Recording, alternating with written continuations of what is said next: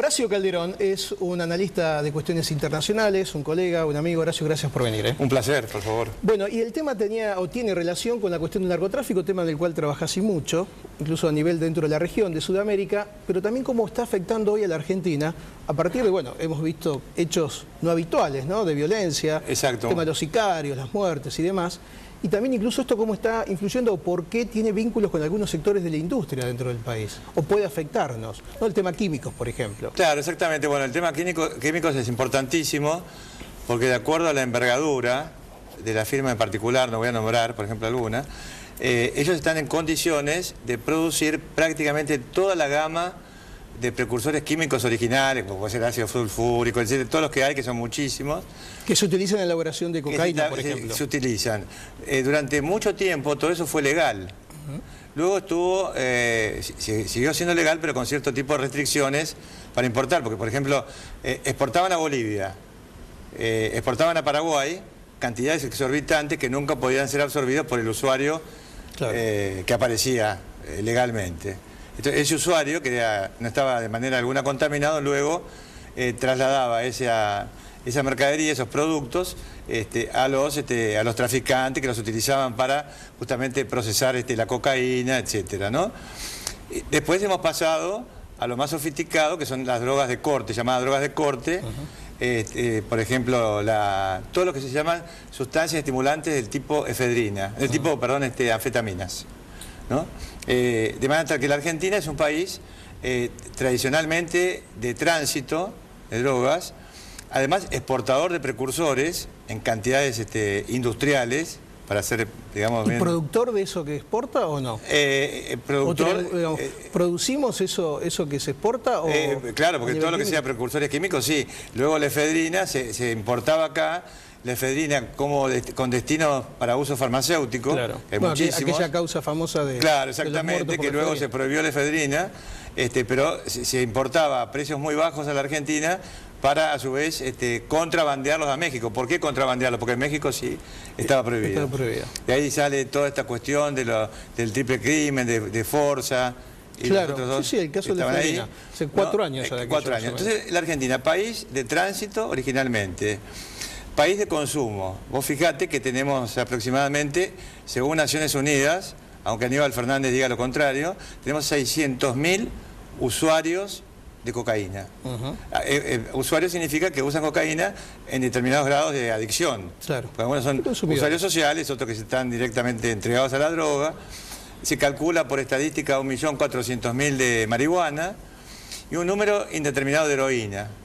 Pero además la Argentina es un país de descanso de capos de narcotráfico, es un país donde se organizan asesinatos, como el que ha ocurrido ahora, por ejemplo, en el caso de... ¿La Avenida Santa Fe? En la Avenida Santa Fe, que mataron se llama Héctor Jairo Saldarriaga Perdomo, ese es el nombre completo de él. Lo había precedido el famoso Monoteto, asesinado en Unicenter, se llamaba Duque Ceballos, apellido. Que se dice que él fue el asesino, todavía no está probado, porque Monoteto pertenecía a la organización Jiménez Naranjo.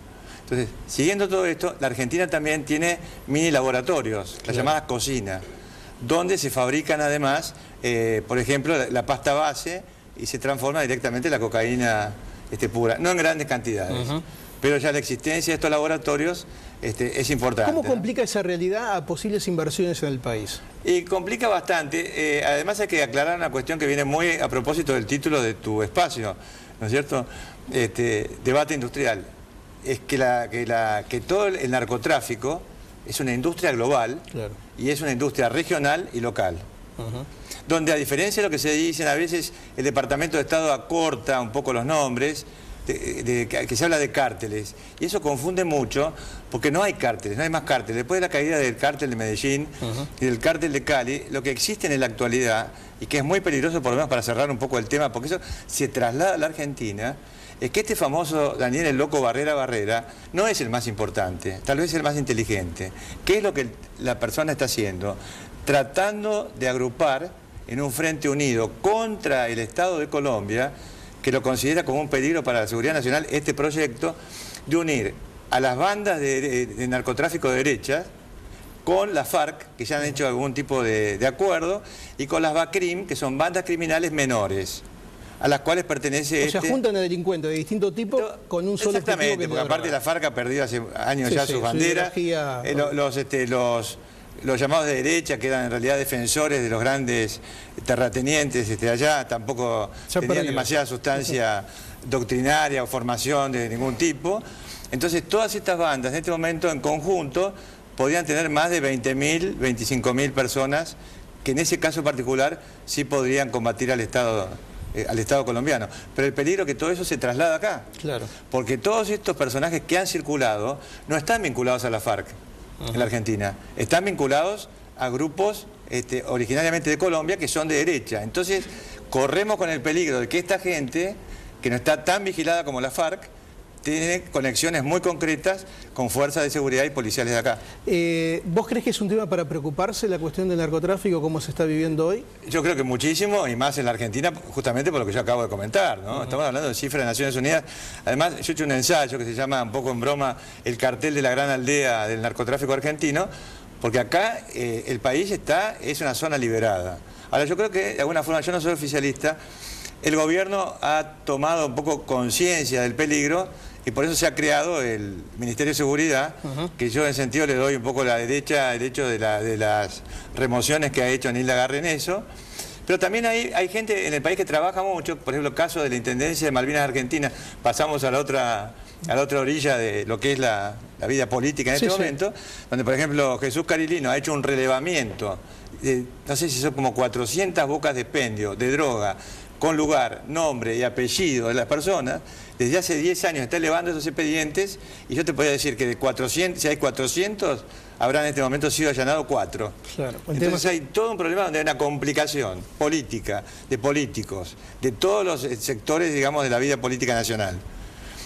Sectores, digamos, del Estado Nacional, de los 3 poderes, jueces que no conocen el tema, que están complicados, fiscales exactamente lo mismo, intendentes, gobernadores, etcétera. Entonces estamos frente a un peligro al cual realmente debemos hacerle frente a partir de que haya un diagnóstico. Que se tome una decisión también. Hay diagnósticos. Horacio, gracias por venir. Por favor, un placer. Pausa, la última, enseguida volvemos.